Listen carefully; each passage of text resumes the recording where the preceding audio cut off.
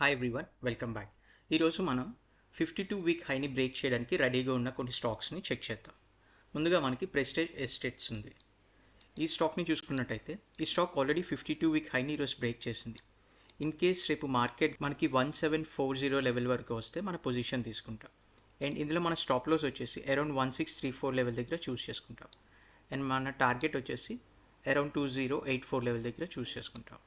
And ఈ స్టాక్లో మనం 19 నుంచి 20% వరకు రిటర్న్ని ఎక్స్పెక్ట్ చేయొచ్చు.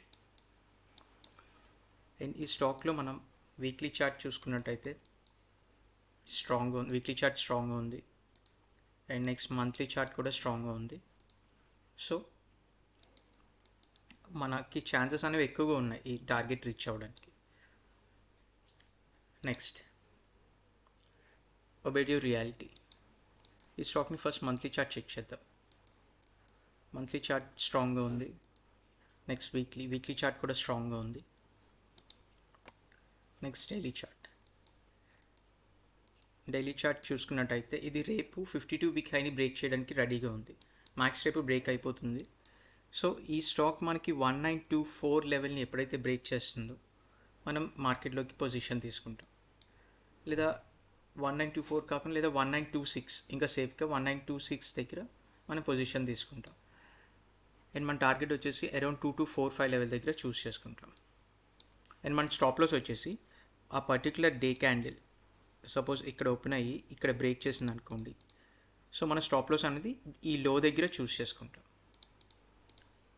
అండ్ ఈ స్టాక్లో మనం 15 నుంచి 16% వరకు రిటర్న్ని ఎక్స్పెక్ట్ చేయొచ్చు.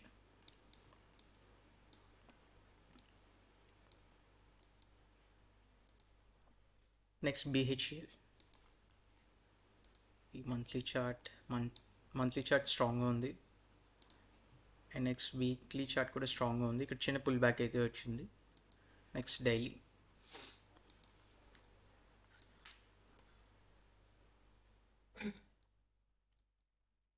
ఓకే, నెక్స్ట్ ఈ స్టాక్ని చూసుకున్నట్టయితే మనకి ఈ స్టాక్ ఎప్పుడైతే 320 లెవెల్ని క్రాస్ అవుతుందో లైక్ మనం 321 దగ్గర పొజిషన్ తీసుకుంటాం. అండ్ మన టార్గెట్ వచ్చేసి అరౌండ్ 413 లెవెల్ దగ్గర చూస్ చేసుకుంటాం.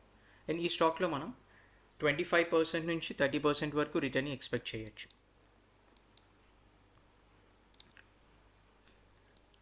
Next brigade enter. ఈ స్టాక్ని చూసుకున్నట్టయితే మంత్లీ క్యాండిల్ స్ట్రాంగ్గా ఉంది. నెక్స్ట్ వీక్లీ క్యాండిల్ కూడా స్ట్రాంగ్గా ఉంది. Next daily.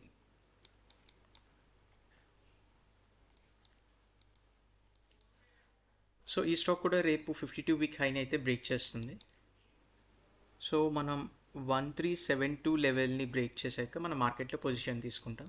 అండ్ మన టార్గెట్ వచ్చేసి అరౌండ్ 1580 లెవెల్ దగ్గర చూస్ చేసుకుంటాం. అండ్ ఇందులో మనం 14 నుంచి 15% వరకు రిటర్న్ని ఎక్స్పెక్ట్ చేయొచ్చు. అండ్ ఇందులో మన రిస్క్ టు రివార్డ్ రేషియో కూడా మినిమం 1:2 అయితే ఉండాలి. ఈ అన్ని స్టాక్స్లో కూడా మినిమం అన్నది 1:2 అయితే ఉండాలి compulsory. Next stock container Corp.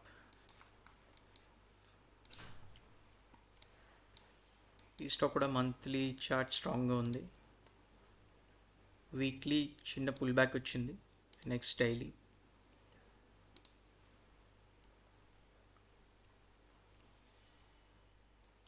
So ఇది చూడాలి. ఇన్ కేస్ రేపు కనుక హెవీ వాల్యూమ్ వచ్చిందంటే ఆ నెక్స్ట్ డే మనం ఈ స్టాక్ మన వాచ్ లిస్ట్లో ఎంటర్ చేసుకుంటాం. సో నెక్స్ట్ డే అనేది డెఫినెట్గా అది ఆ జోన్ని బ్రేక్ చేస్తుంది.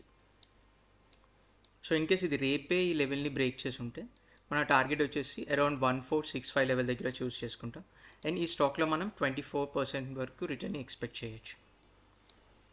నెక్స్ట్ సరిగమ ఇండియా. ఈ స్టాక్ రేపు ఈ జోన్ని బ్రేక్ చేస్తుంది.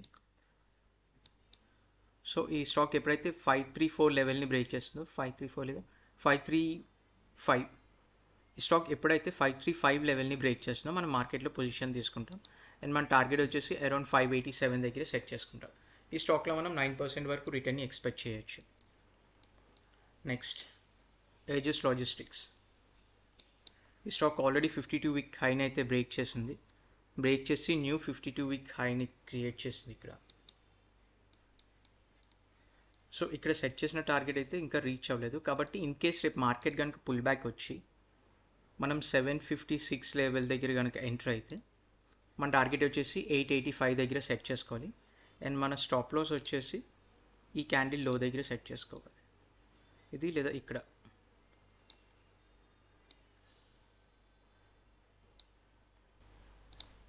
ఇంకా నెక్స్ట్ ఫెడరల్ బ్యాంక్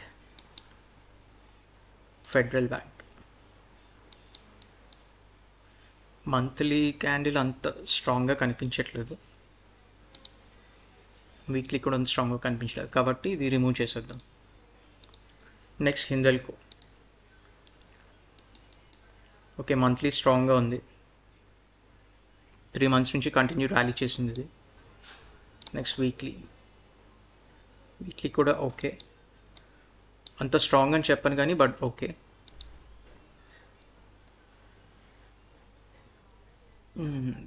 ఇది కూడా మన వాచ్ లిస్ట్ నుంచి తీసేద్దాం, ఎందుకంటే ఇది అంత స్ట్రాంగ్గా కనిపించట్లేదు స్టాక్ అనేది.